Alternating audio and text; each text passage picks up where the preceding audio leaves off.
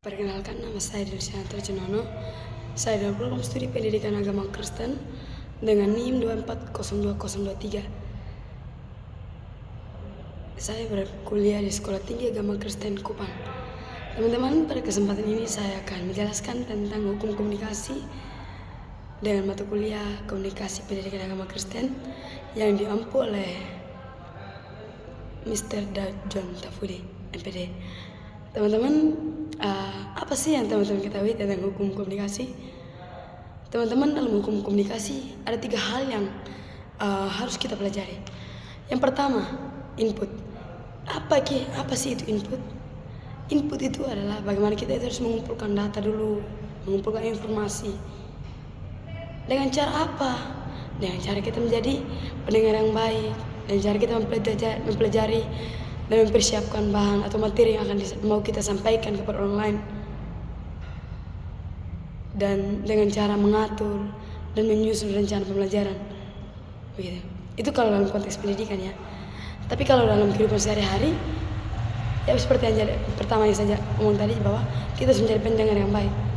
Setelah kita menjadi pendengar yang baik, otomatis kita akan bisa berkomunikasi dengan baik. Oke, yang kedua, proses. Apa itu proses? Proses itu berhubungan dengan proses berpikir, proses pengolahan data dan informasi.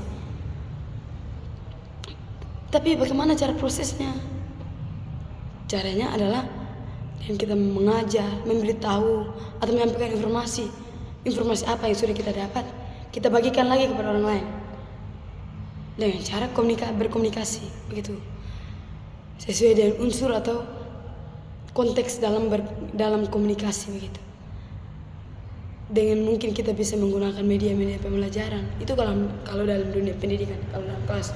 Tapi kalau dalam kehidupan sehari-hari, kita bisa menyampaikannya secara langsung, berkomunikasi dengan orang yang harus ada lawan bicara, begitu nah. Jadi itu yang dinamakan proses. Dengan adanya proses berpikir, proses pengolahan data dan informasi. Yang ketiga apa sih? Yang ketiga itu output.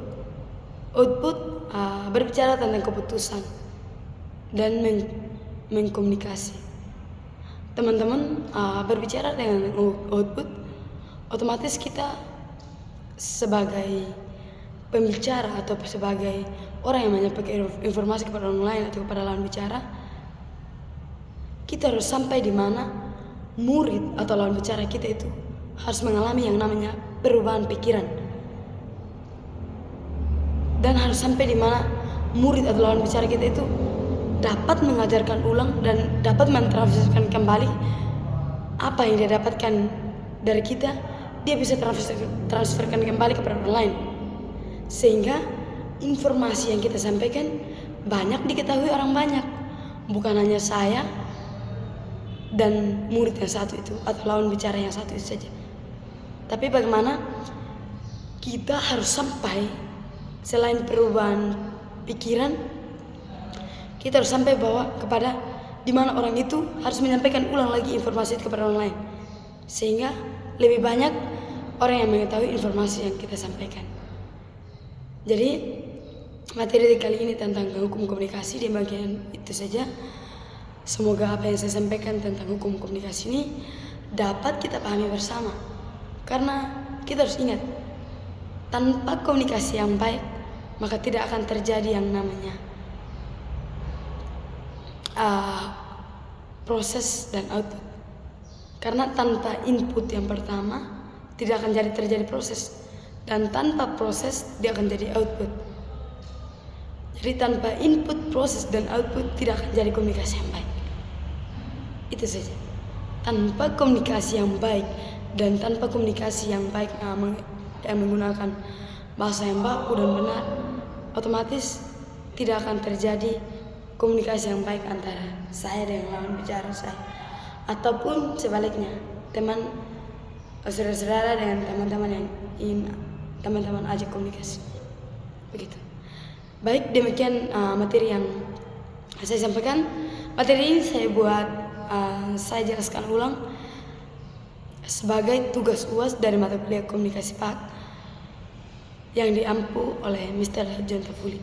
Kiranya materi yang saya sampaikan dan saya jelaskan kembali dari materi yang Bapak John Tafuli berikan, kiranya dapat memberkati kita semua dan dapat kita pahami bersama. Demikian, sampai berjumpa di video selanjutnya dan di materi selanjutnya. Terima kasih. Shalom.